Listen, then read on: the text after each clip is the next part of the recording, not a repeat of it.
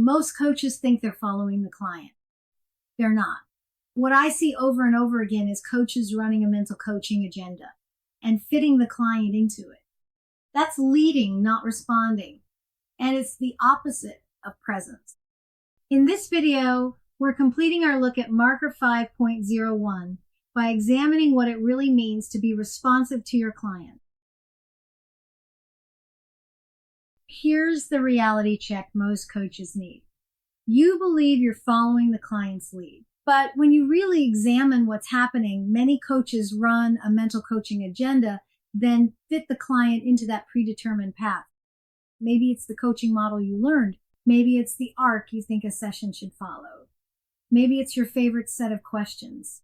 The critical question is this: are you truly responding to your client, or are you subtly leading them where you think they should go?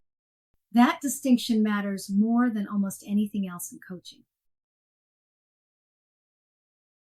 Look at how ICF phrases it. The coach remains focused, observant, empathetic, and responsive to the client. Responsive is the operative word here, not directive, not agenda-driven, not following your coaching model's script. Responsive means your next move comes directly from what the client just shared. When the client is speaking, you're listening, and the questions you ask are in response to what they're saying. The client shouldn't be forced into a position of responding to the coach's questions. It's the other way around. So what does responsive actually look like in practice? Your questions and reflections emerge from what they just said, not from your pre-planned coaching structure or your favorite tool. The client leads. You are their partner who responds. That means you're utilizing their words, their context, their metaphors, their emotional flow. You'll know you're being responsive when you're using the client's own language back to them. You're not translating everything into coaching jargon. You're walking alongside them as a responsive partner, not a tour guide with a fixed itinerary. Think of it like this. The coach opens the door with an invitation. What would you like to focus on today? The client walks through and shares. They bring their topic, their energy, their story. You witness what they choose to bring. And from that moment forward, everything is response.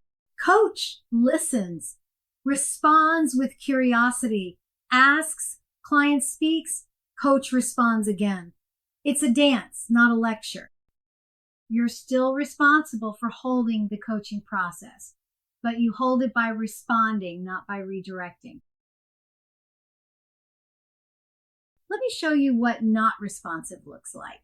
Client says, I had a really rough week. Coach responds, and how are you going to measure success today? You see what happened there? That's a sharp left turn. The client shared something vulnerable. The week was rough, and the coach ignored it completely to get back to their agenda. That breaks trust. That breaks presence. What responsive sounds like? What's it like to be in that right now? Respond first to what they shared. Honor their experience. Then guide the session forward from there. Here's what I want you to understand.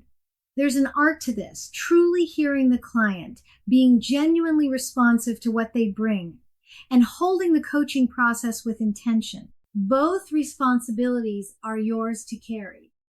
You're not abandoning structure, you're letting structure serve responsiveness instead of the other way around. Responsiveness keeps you connected to your client, but there's a fuel that powers all of this, curiosity.